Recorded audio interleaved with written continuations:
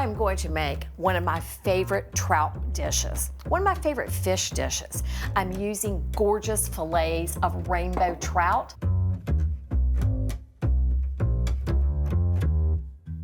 What I have here are 2 rainbow trout fillets. They're boneless, and I have them soaking in milk because that milk is going to restore that fresh caught taste. Now, if you caught your own fish, you can skip that.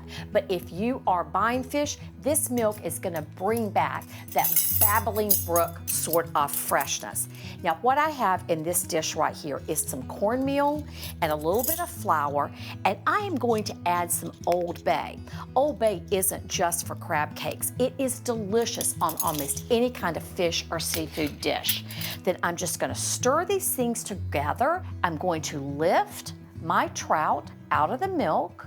Then I'm gonna move it over to my dredge, and I'm gonna hit these up with some salt and pepper. So all I am doing now is I'm sprinkling this mixture onto my fish. So I'm doing the same process to my second fillet. You know, fillets that are thin like this are almost a convenience food. They cook very quickly, making this a super simple, super easy recipe for a weeknight. Now, I put a little oil in this pan, just enough to slick the bottom, but I'm also going to add some butter. So this is it. I'm gonna take my fish fillets and lay them in the pan, flesh side down. And I am going to let those cook until they are deep golden brown, about 3 minutes. And while my fish cooks, I can't wait to tell you about this astonishingly delicious, gorgeous, creamy, fresh corn side dish that's the perfect pairing. This is one of my favorite things to do with sweet, juicy, fresh corn on the cob. Cut the top half of the kernels off the cobs into a large bowl. Use the back of the knife or a spoon to scrape the remaining kernels and starchy liquid from the cobs. Warm the butter in a pan until it foams.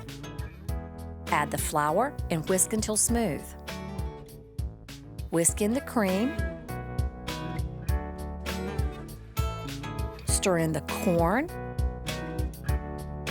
sugar, salt, and a splash of milk. Simmer until the corn is just cooked through, about 5 minutes, stirring occasionally. Add a splash more milk if needed. Season with pepper and taste for salt. Keep warm over very low heat. If it gets too thick before serving, stir in a little more milk. You won't find a better side dish for this cornmeal-crusted trout. Isn't this corn easy?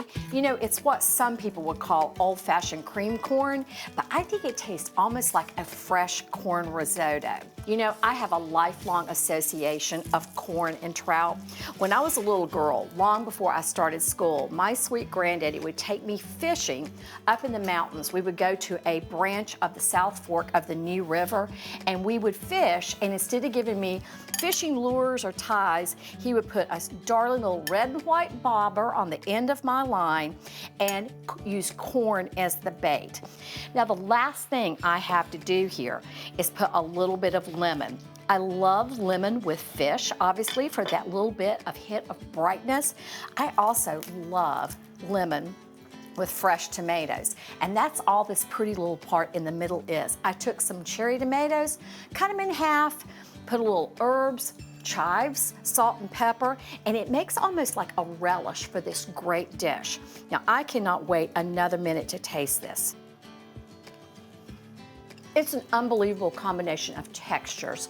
Again, you've got the crunchy fish, you've got that creamy corn, you've got that pop of fresh tomato. Friends, this is a dish that started in my childhood that I'm gonna make for the rest of my days. You're gonna love it.